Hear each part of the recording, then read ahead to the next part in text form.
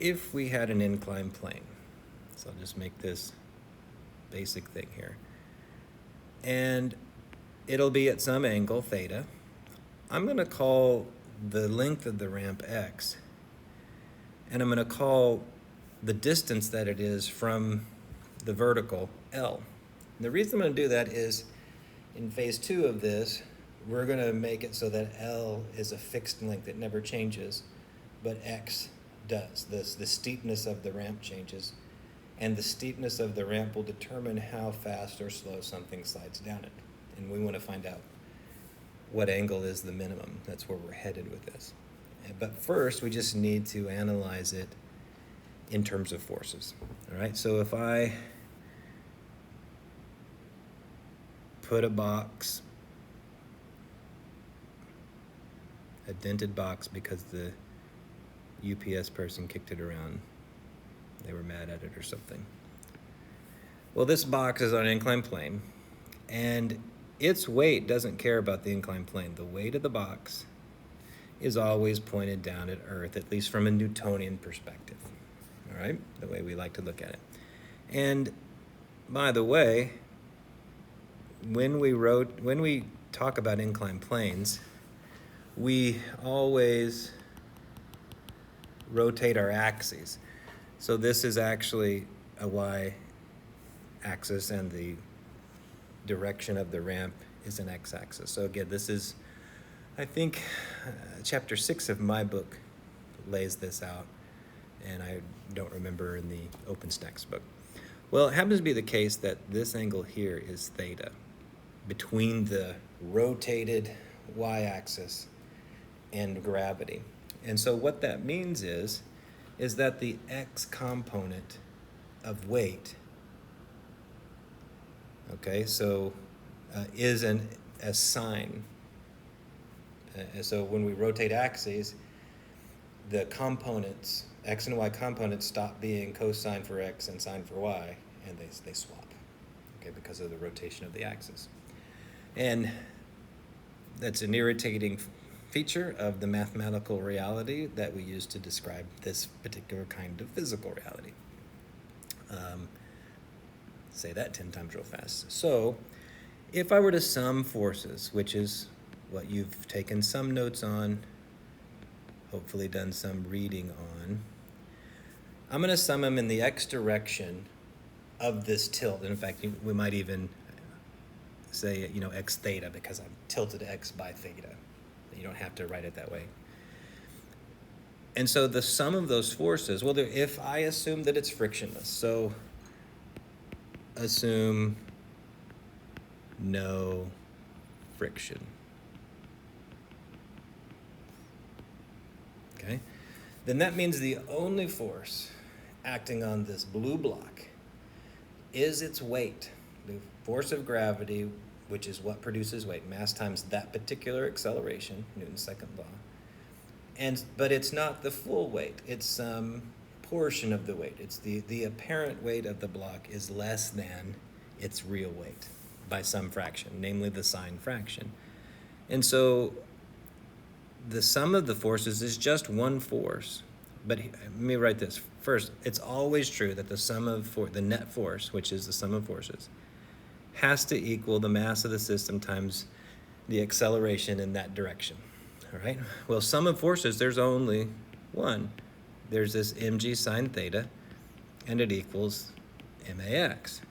Well, the masses cancel, and ax is just g sine theta. And again, every textbook in the universe,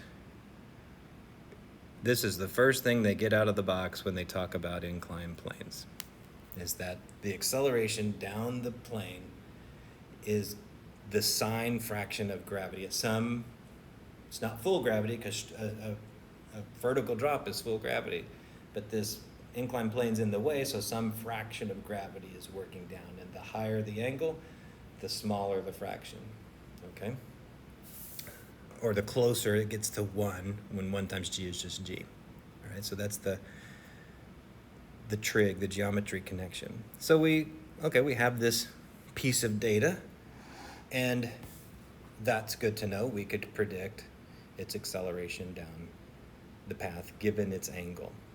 And so the other thing that we could do, and this is the thing about modeling in science, often you either don't know exactly what you're looking for, so you just start modeling it in all the ways that the laws of nature provide, whether you're in physics, chemistry, biology, and you see what you get. And a lot of great science proceeds just sort of, let's model this, and okay, let's make this one change and see what happens.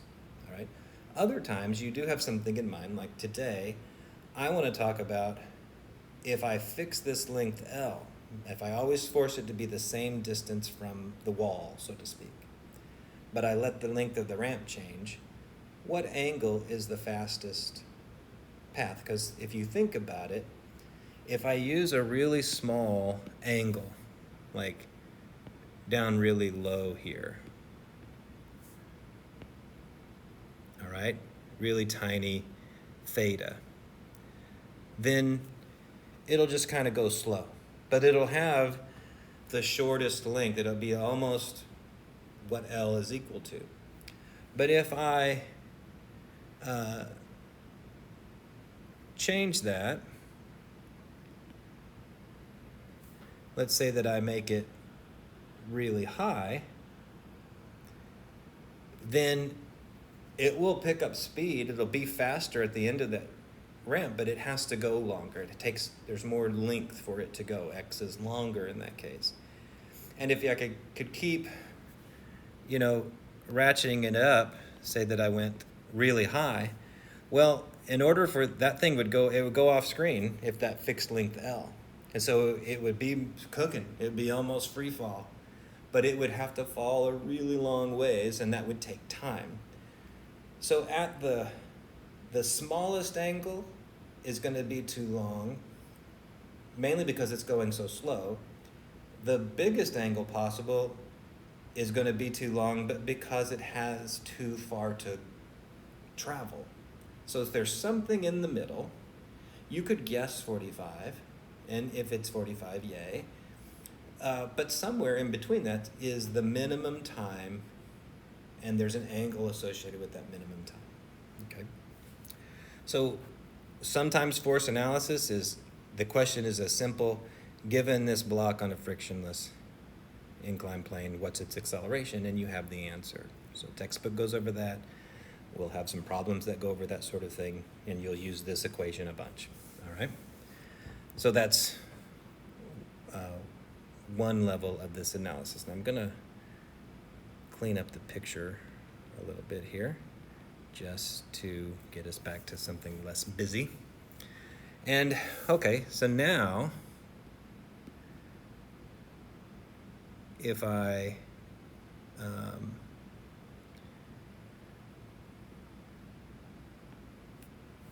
what if I want to analyze the one-dimensional kinematics along the path X? So I want to talk about the position of X as it moves this way. So I could write X, the final X position will be where it starts, plus the initial speed in the X direction times time, plus 1/2 the acceleration in the X direction times time squared. Well, it just happens to be the case that AX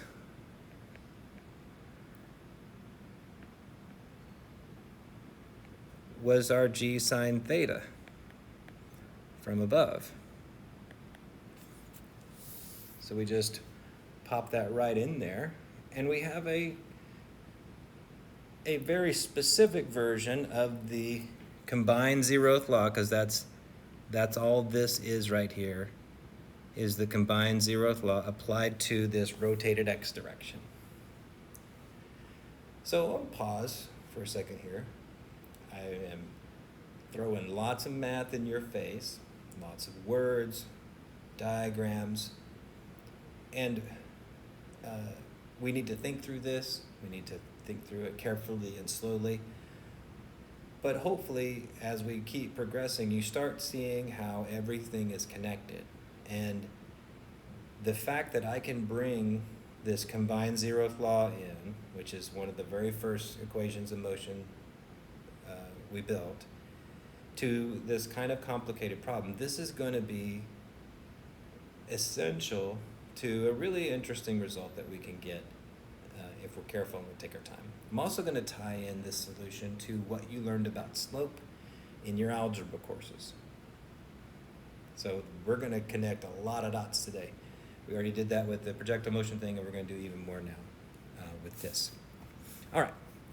Well, it happens to be the case, or we can assume, that our initial x position is 0. We're also assuming that it starts from rest, which means its initial speed is 0. So really, this just means that x is 1/2 g sine theta t squared, which means if you solve for t, you'll have 2x over g sine theta. So now, it's interesting. We have an equation for time. And the reason we have an equation for the time, given the length of the ramp and the angle of the ramp, everything else is constant, G2 and the G are constant. We have that because of the force analysis, which was largely a geometric thing as well, a trigonometric thing. We put the outcome of a force analysis in one dimension, rotated. We've carried that forward to one term in one equation, put in the givens of our initial assumptions, and out comes this relatively simple equation. If I know the length of the ramp and the angle, I can predict how long it takes for that box, for any box, because notice that the mass, it fell out in the force analysis. The mass don't matter, all right? And so now I have this, but the thing to remember is x depends on theta too. And in fact, cosine of theta equals L over x, which means x equals L over cosine theta. And so we need to take this fact here and put it into x.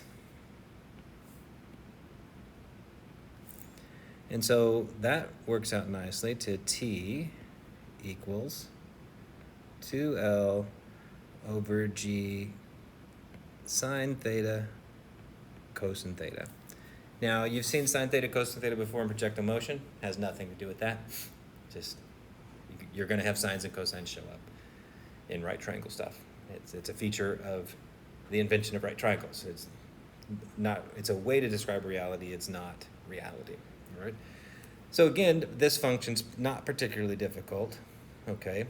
And I'm free of, I only have one variable, theta, because 2L and G are constants. And in fact, there's a reason why you learned properties of radicals in your algebra class, so that you could do this trick.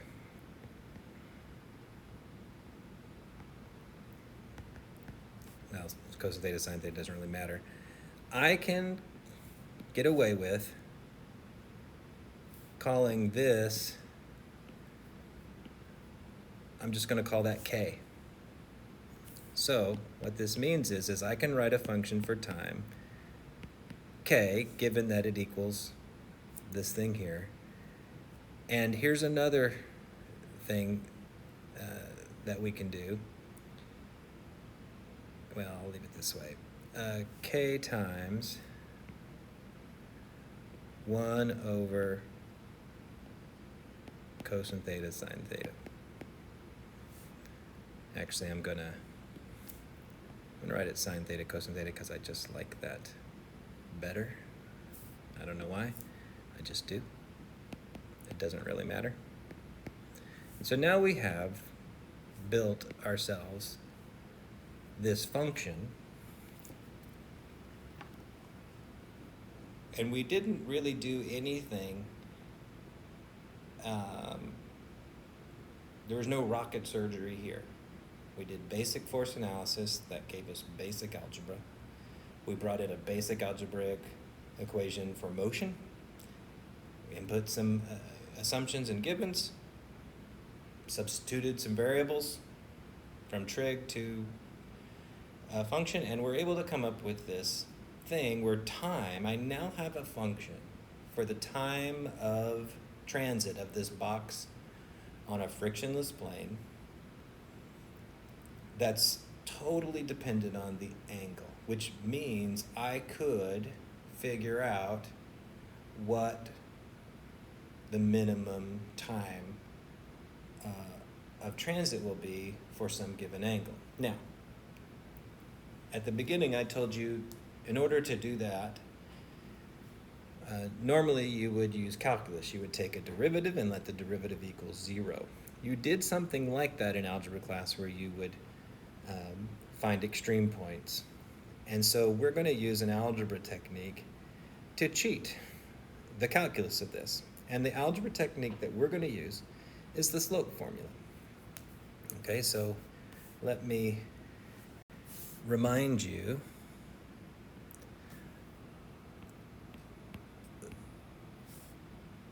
slope is defined as rise over run, which you would have seen as a delta y over delta x. Okay, that's typically the way you would have seen it in your algebra class. Well, remember, we like to say, y equals f of x. So there was this function notation, okay? And of course, y would be y minus y naught over x minus x naught. I'm just going to leave the bottom as a delta x. And the y, the final y, would be the initial y plus the change. So that's something that we were explicit about at the beginning of physics. And so you could take your knowledge of slope and function notation and the fact that a final amount is the initial plus the change, and you could rewrite this as the f of x plus delta x minus the f of x, because f of x is a y. It would be our initial y. The f of x plus some change would be our final y, all right, over delta x. So this equation, this is the slope of the function. And if the slope of the function ever goes to 0, you have a minimum. And so if you've had calculus, you know that that's the limit formula which the derivative is based on. If you haven't had calculus, now you know. If you're going to have calculus, you know in advance. It really doesn't matter because we can use algebra knowledge to analyze our time function. Now, you're not going to be tested on this. This is us pulling together a lot of things in the course into one thing and tying it into stuff you knew before the course. That's our goal today. All right? So remember our time function, was our k value, and k was the square root of 2L over G, times 1 over sine theta cosine theta. And so we could say that this is our f of theta, if you will. Time is our f of theta, just like y is our f of x. Same exact thinking. I know that's brand new. Forget about the complications in the middle. but in the same way that y equals f of x, I can have t, time in this case, equal f of whatever input, in this case of theta, because that function only has one variable input, theta. All right. So if we write this, well, I have f of theta right here. This is f of theta, and that would be the same as that part of the slope formula. Okay? If I wanted f of theta plus delta theta, this is easy. Instead of just sine theta and cosine theta, it would be sine of theta plus delta theta, cosine of theta plus delta theta. Again, my goal here is you seeing the big picture in terms of things that you already knew, namely this slope function as rise over run. Okay? This right here, this is our rise. So if I were to input values one at a time to this thing minus that thing, I would have the rise of this function. And then if I divided it by whatever delta x I chose, or delta theta in this case, I would know the slope at that point. Well, that would be a silly way to go because there's a lot of points you could test. The smart way to go would be tell Python or some graphing application, do this for me. And that's what we're going to do. And again, this answer, so what we're going to do next is we're going to define a slope function for this situation, and it's going to be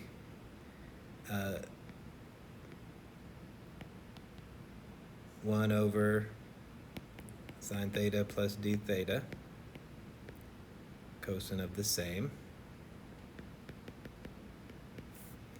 minus k times all that without the d theta. And then I would just have delta theta down here. Okay? Now you never had to compute a slope like that in algebra class. And there's a reason why we didn't do that to you. I'm not going to make you compute it here. I only want you to see that this very basic idea of slope that you learned in multiple algebra classes that got you into this course, I can apply it to this more complicated problem and know the slope of a function that's not a straight line function, because this isn't straight line, as we're about to find out. So I'm going to leave the analysis there and then quickly show you the Python, which I can't show you in this screen because I can't get it to pull into this program.